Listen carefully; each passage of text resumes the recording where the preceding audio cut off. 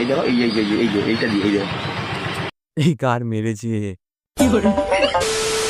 এ আছে বন্ধু আর বান্ধবীরা, কেমন আছো তোমরা? আশা করছি তোমরা ভালো আছো। আমার একটা গাড় ফাটা ভিডিওতে তোমাদেরকে, আই থিঙ্ক রোজ ভিডিওতে তোমাদেরকে স্বাগতম জানাই। সো আজকে এই রোজ ভিডিওতে হতে চলেছে একটা দাদাকে নিয়ে।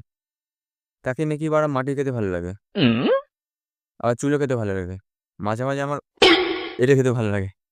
আই মিন এটা, সরি। সো তাকে নিয়ে আজকে কথা বলবো, চাটের বাল শেষ করে দেবো। সো ভিডিওর রোস্টের সঙ্গে থাকো বাবুরা।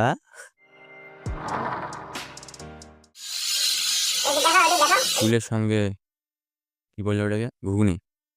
ঘুগনি তো বল, ঘুগনি না খেলে জমে না ভাই। এটা আমার মাইন্ডে খুব জানার জন্য অপেক্ষা করছে ভাই।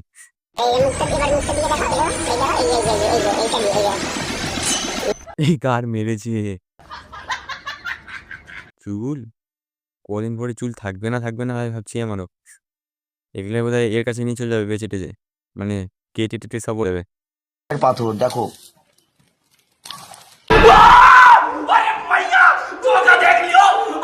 গাড় দিয়ে যখন বেরোবে সব কিছু, তখন জমে যাবে ইয়ে থেকে। হ্যাঁ, মানে এটাই আমি ভাবছি।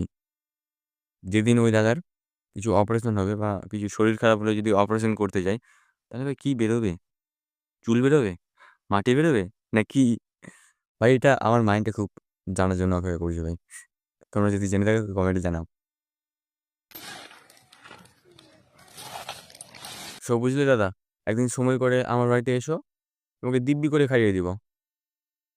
মানে মাটি, সিমেন্ট, ইট, বালু সব গুঁড়ো করে তোমাকে মিক্সচার করে ঝালাই করে খাইয়ে দেবো। ঠিক আছে? তো চলবে তো এগুলা? এগুলো চলবে বোধ হয়, কারণ তুমি চুল খাচ্ছ, মাটি খাচ্ছ, দেখছি ভিডিওতে। তো এটা খেতে পারবে না? হ্যাঁ। সো আজকের এই রোজটা কেমন লাগলো? আর যদি কিছু ভুল ভ্রান্তি হয়ে থাকে ক্ষমা করবেন, মাফ করবেন। আর পা ধরতে পারবো না, কারণ আমার মোবাইল ধরার মতো কেউ নেই। So tata.